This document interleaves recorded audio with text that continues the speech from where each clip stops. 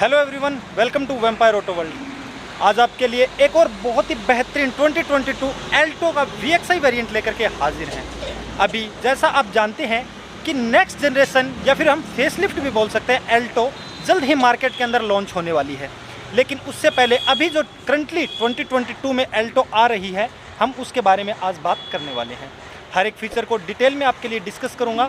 उससे पहले चैनल को सब्सक्राइब कर लीजिए और साथ में बेल आइकन को प्रेस करना बिल्कुल ना भूलिए, क्योंकि ये फ्री ऑफ कॉस्ट आपके लिए और ऐसा ही अमेजिंग कंटेंट इस चैनल के ऊपर डेली अपलोड होता है। तो सबसे पहले एक्सटीरियर से शुरुआत करते हुए की से हम स्टार्ट कर लेते हैं। बेसिकली एल्टो 2022 के अंदर VXI वेरिएंट में आपको दो की मिलती है। एक सिंपल नॉर्मल की है जिससे आप लॉक अनलॉक कर सकते हैं, और दूसरी की से आप यहाँ पर लॉक और अनलॉक का बटन यूज कर सकते हैं। अब बात करते हैं गाड़ी से। फ्रंट में आप मारुति सुजुकी का लोगो, नीचे की तरफ नंबर प्लेट और हनीकॉम ग्रिल भी देख सकते हैं। अगर हेडलैम्प्स की बात करें तो हैलोजन बेस्ड रिफ्लेक्टर हेडलैम्प्स देखने को मिलते हैं, और साथ में DRLs जो आपको अलग से ही इसमें दिखाई देते हैं। नीचे की तरफ VXI वेरिएंट में कोई भी फॉग लैंप आपको देखने को नहीं मिलता है। बात कर लेते हैं फ्रंट में, तो कोई शार्प लाइन यानी शार्प लाइन देखने को आपको नहीं मिलती है। वो सर यहाँ पे मिल जाता है, और दो वाइपर भी यहाँ पे देखने को मिलते हैं। साइड लुक की बात कर लेते हैं। साइड लुक में अगर बात करें तो फेंडर पे आपको कोई भी ब्लैक फिनिश देखने को नहीं मिलती है। लेकिन अगर ORVM की बात करें तो ORVM का लुक आपको ब्लैक और साथ में ब्लैक क्लैडिंग भी साइड में देखने को मिलती है। उसके अलावा डोर हैंडल्स भी आपको बॉडी कलर्ड के अलावा मैनुअल की और रिमोट दोनों से आप इसको अनलॉक लॉक कर सकते हैं। एंटीना की बात करें तो कुछ आपको जो पुराने ज़माने की याद दिलाने वाला एंटीना एल्टो में आज भी कंटिन्यू किया जाता है। अब बात कर लेते हैं टायर प्रोफाइल की।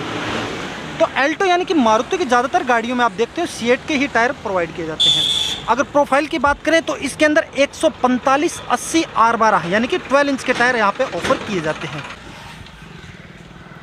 साइड फेंडर के ऊपर ही आपको टर्न इंडिकेटर देखने को मिलता है। रियर लुक के साथ में बात कर लेते हैं। उसके अलावा साइड में लुक इन्हेंस करने के लिए आपको एल्टो की बेजिंग और कंपनी फिटेड रेन वाइजर भी देखने को मिलते हैं। इससे सन ग्लासेस की लुक और गाड़ी का लुक भी अच्छा खासा इन्हेंस होके आता है। बात करते हैं रियर लुक की, तो कोई भी डिफॉगर देखने को नहीं मिलता, ना ही रियर वाइपर भी देखने को मिलता है। बीच में सुजुकी का लोगो, और यहाँ से आप इसकी बूट स्पेस को रिलीज़ कर सकते हैं। एल्टो के बेजिंग कोई भी वेरिएंट के बेजिंग देखने को नहीं मिलती है। दो पार्किंग सेंसर्स यहाँ देखने को मिलते हैं। इसके अलावा नीचे की तरफ आप नंबर प्लेट, और अब बात कर लेते हैं साइड टेल लैंप्स की। टेल लैंप्स में आपको halogen based he tail lamps देखने को मिलते हैं। स्टॉप लाइट के नीचे टर्न इंडिकेटर और नीचे रिवर्स फॉग लैंप यहाँ पे देख सकते हैं। यहाँ पर पीछे की तरफ देखें तो सिर्फ और सिर्फ एक आपको हाई माउंटेड स्टॉप लैंप देखने को इसमें मिलता है। यानी कि जो गाड़ी है वो एक्सटीरियर से देखें तो बजट सेगमेंट के अंदर आती है, तो उस हिसाब से इसके अंदर आप ज़्यादा फीचर्स भी एक्सपेक्ट नहीं कर सकते हैं। अब इसके बाद में हम मारुति सुजुकी एल्टो के इंटीरियर की तरफ मूव करते हैं। इंटीरियर में गाड़ी का इंटीरियर जो है वो बेसिक सा आपको देखने को लगता है। साथ में अंदर बैठ के बाकी बात करते हैं। तो एल्टो का इंटीरियर कुछ ज़्यादा एडवांस आपको देखने को नहीं मिलता है। इसमें वही बेसिक्स जो ज़्यादातर हैं वो चीज़ें आपको देखने को मिलती हैं। साथ में बात करें कंफर्ट की तो सीट्स ठीक हैं। बाकी सीट्स की जब हम बात करेंगे तो उसके साथ बात करेंगे। आजकल आप मारुति की हर टिपिकल कार में देखते हैं कि कुछ इसी तरीके के एयर वेंट्स आपको देखने को मिल रहे हैं। उसके अलावा आप एनालॉग यानी कि मैकेनिकल तरीके से ORVMs को एडजस्ट यहाँ से दोनों को ही कर सकते हैं। बात करते हैं सेंटर IRVM की, तो IRVM जो है वो आपका डे नाइट एडजस्टेबल नहीं है, जस्ट सिंपल IRVM रखा गया है। उसके अलावा यहाँ से आप जो लाइट है उसको भी एडजस्ट कर सकते हैं। बीच में कोई सेंटर लैंप आपको देखने को नहीं मिलता है, बस यही एक लाइट है जो यहाँ पर आप देख सकते हैं।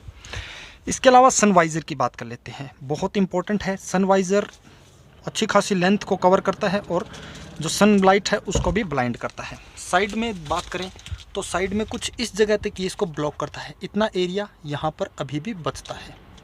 ठीक ठाक ब्लॉकेज है इसकी, सनलाइट को ये ब्लॉक कर देता है। अब आ जाते हैं स्टीयरिंग पे, तो उससे पहले की इंसर्ट कर लेते हैं तो कुछ चीज़ें आपको और अच्छे से समझ में आ जाएंगी। तो ये मैंने की लगा दी है। ये आप मारुति का टिपिकल स्टीयरिंग व्हील देख सकते हैं, जिसके अंदर आपको बेसिक्स स्टीयरिंग व्हील ही ज़्यादातर ये देखने को मिलता है। मारुति के हाई एंड कार्स में भी यही स्टीयरिंग ऑफर किया जाता है।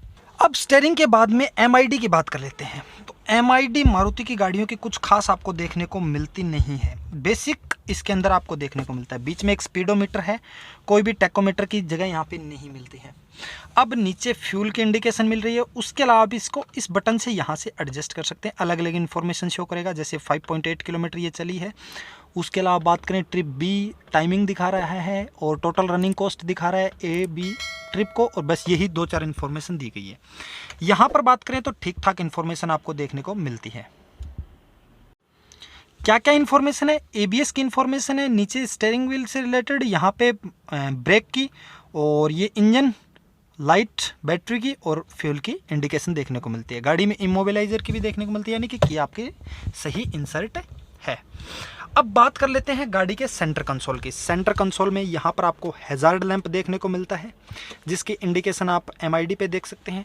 नीचे की तरफ मारुति का 2DIN ऑडियो सिस्टम देखने को मिलता है, जो कि ऑक्स को सपोर्ट करता है और USB को सपोर्ट करता है। इसके अलावा ब्लूटूथ कनेक्टिविटी के साथ भी ये आता है।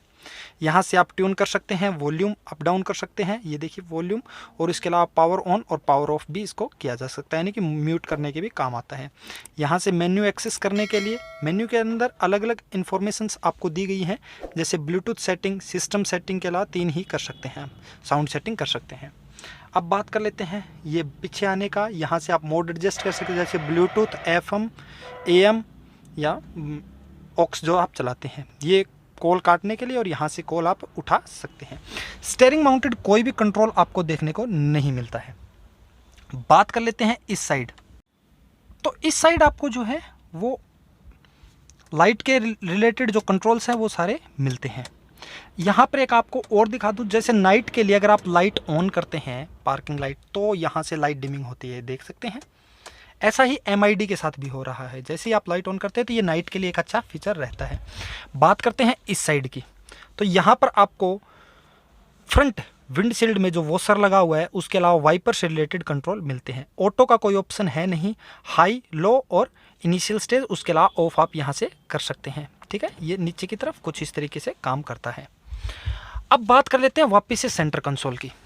सेंटर कंसोल में यहाँ पर आपको एक डमी होल दिया गया है। उसके अलावा नीचे की तरफ बात करें तो AC से रिलेटेड सारे कंट्रोल्स यहाँ आपको देखने को मिलते हैं। उसके अलावा यहाँ से ब्लोअर आप एडजस्ट कर सकते हैं, AC को हीटिंग और ऑन, यहाँ से AC ऑन ऑफ करने का ऑप्शन मिलता है, ये एक डमी बटन है। उसके अलावा गाड़ी का एयर सर्कुलेशन किस प्रकार से होना चाहिए उसको भी आप यहीं से एडजस्ट कर सकते हैं। अब बात कर लेते हैं किल्स वगैरह की, थोड़ा सा ब्रेकिंग किल्स के बारे में थोड़ी सी बात हम कर लेते हैं। तो किल्स का ट्रैवल ठीक ठाक है, कोई ज़्यादा लॉन्ग भी नहीं है तो शॉर्ट भी नहीं है।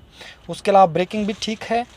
बात कर लेते हैं इधर की, तो यहाँ पर आपको फ्रंट हेडलैम्प एडजस्ट करने के लिए ऑप्शंस मिलते हैं, जिनको आप 3 लेवल में एडजस्ट कर सकते हैं, 4 लेवल में एडजस्ट आप इनको कर सकते हैं। इधर बात करें तो टिपिकली यहाँ पर कोई लॉक अनलॉक का ऑप्शन नहीं मिलता है, वो आपको वही पुराने वाला तरीका, ये वाला लॉक अनलॉक कर सकते हैं। गाड़ी के अंदर सेंटर लॉकिंग दी गई है। सेंटर लॉकिंग का कैसे, यहाँ से जैसे मैंने किया तो अभी आप आवाज़ सुनेंगे, जैसे देखिए ये मिल रहा है, ये सेंटर लॉकिंग अनलॉकिंग है। इसके अलावा गाड़ी के अंदर फ्रंट पावर विंडोज़ आपको मिलती हैं, उसके कंट्रोल यहाँ पर दिए गए हैं, इससे आप एडजस्ट कर सकते हैं। दोनों में कोई ऑटो का ऑप्शन नहीं मिलता है। हैंड ब्रेक की बात करें तो टिपिकल वही हैंड ब्रेक आपको ऑफर किया जाता है। सीट बेल्ट्स मिलते हैं।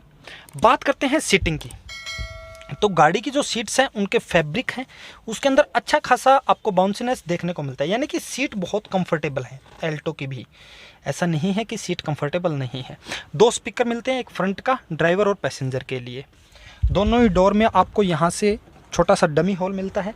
फ्रंट कंसोल में यहाँ पर आपको 2 ग्लास रखने का, और साइड में अगर बात करें तो कोई बोतल होल्डर आपको एल्टो में देखने को नहीं मिलता है। बोतल होल्डर आप नहीं प्लेस कर सकते हैं। 12 वोल्ट का सॉकेट रखा गया है।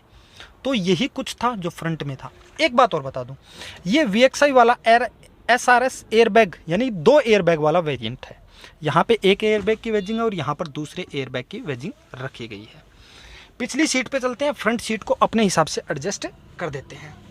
तो ये मेरा प्रॉपर ड्राइविंग पोजीशन नहीं है।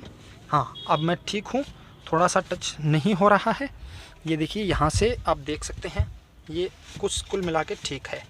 मैं अपने हिसाब से, मेरी हाइट लगभग 6 फीट है, तो उस हिसाब से मैंने इसको कर दिया है। तो पीछे वाली सीट पे चलते हैं, वहाँ से बात करते हैं अब थोड़ा सा।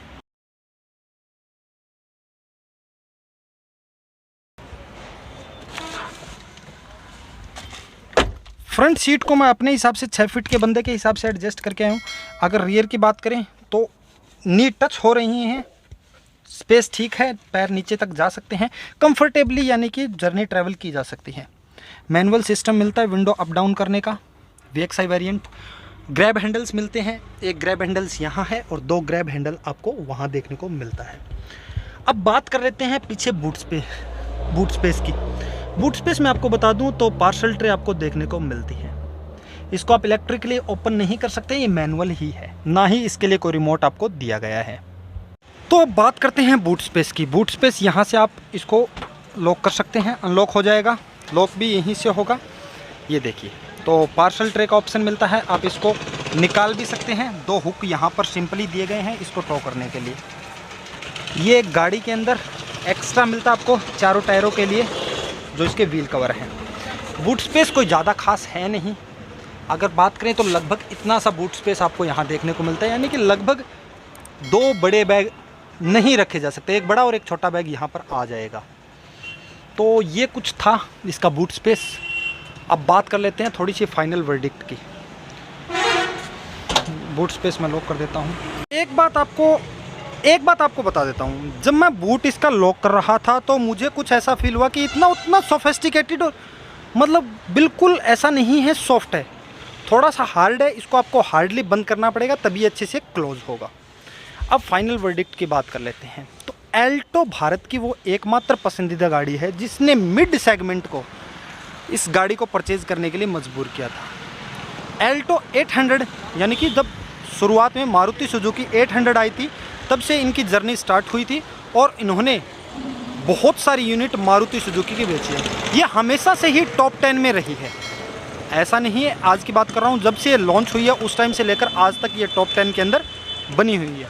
तो ये था मारुति सुजुकी एल्टो के VXI वेरिएंट का एक वॉक अराउंड। अगर आपको अच्छा लगा हो तो आप हमें सब्सक्राइब कर सकते हैं, साथ में वीडियो को शेयर कीजिए और साथ में बेल आइकन को प्रेस करना बिल्कुल न भूलिए। मिलते हैं और बेहतरीन वीडियो के साथ, तब तक के लिए धन्यवाद।